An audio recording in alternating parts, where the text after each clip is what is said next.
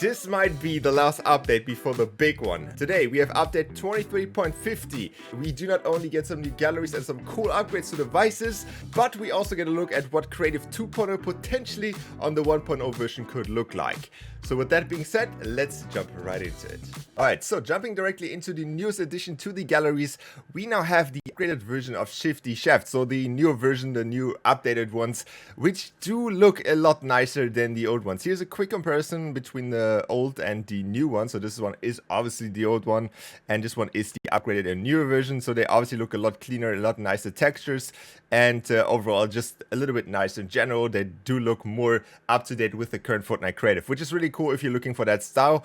But this is actually not the only thing that we got for galleries, because we have a bunch of updates to galleries that already exist. For example, we now have the The Rock statue. So we have the foundation now also in half if you need that for some reason. We have some updates to the door gallery, where you can see we obviously have now the ones from the Princess Castle gallery and some other stuff, which was definitely needed in these galleries, especially if you just need the doors. You cannot just like use the props that already exist, so you can finally have the doors here. In the pirate ship gallery, we got some updated new props for broken pirate ship, so you can see here that we have now these broken pieces, which is kind of random to be fair. And I'm not 100% sure which ones are new here, but it says it's 3 new autumn trees. So yeah, we have these over here. And for the last and final one, for the clouds gallery, we now have clouds that have no collisions, which, to be fair, they actually look kind of cool inside. There's some big changes to Creative Royale, which I didn't expect at all, and some of you would probably say that these are the highlights for you. So, the first thing, which is probably the biggest of you who actually use Creative Royale, is that you can actually now have augments in Creative Royale. So you can actually enable them and disable them. Same as with the bosses and target bot, whatever, it's in the map settings option. But there's one which I personally think is a lot cooler than just the augments, and that is actually you can now control the loot a lot more than you could before. So for example, we now actually have loot options in Creative Royale, but we don't have them in normal Creative. So we can actually now allow, if we want to have consumables, we want to have health, shield, if we want to allow weapons.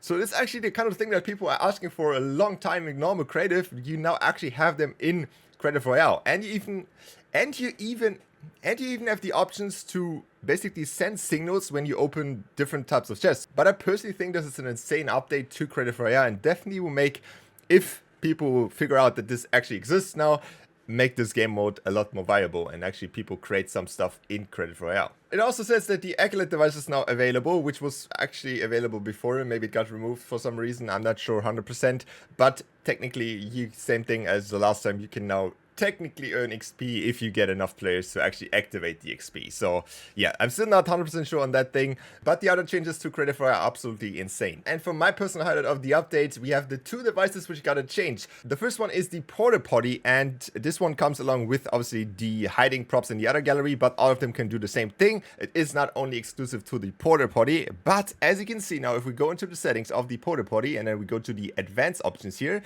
we can see that we now have the travel groups, which means we can actually now use the secret passage thing in the porta-potties in Creative. So we can start the game here quickly. I already linked them up together, and if we now go in here and hide, we do not only stay in here, but we get teleported to the other one, which is obviously something really cool that could have been in Creative for the longest time, because it's obviously not a new feature, but it is finally here, and you can do it with basically all of them. All you have to do is just link them up together. It's super simple to set up. Just make sure that they're linked up together, and you can even say that it's only one try, and then maybe it's getting cut off because it's a secret loot passage which you can only use once, or one way in, one way out.